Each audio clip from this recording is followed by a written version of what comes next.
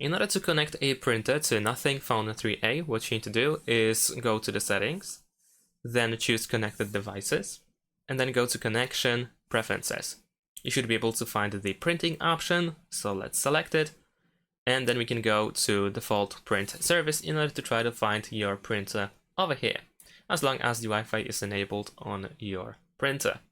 Now, in some cases, you will have to download an additional plugin, so you can go back to the printing menu over here and choose Add Service in order to jump to Google Play, and now you can download the plugin or the additional app for your printer, depending on which printer you have.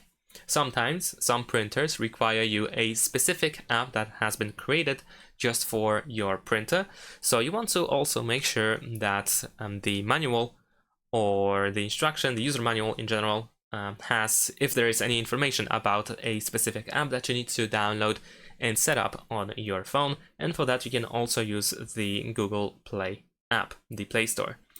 And that is essentially it. Thanks for watching. Leave a like and subscribe to my channel, and see you in my next videos. Bye.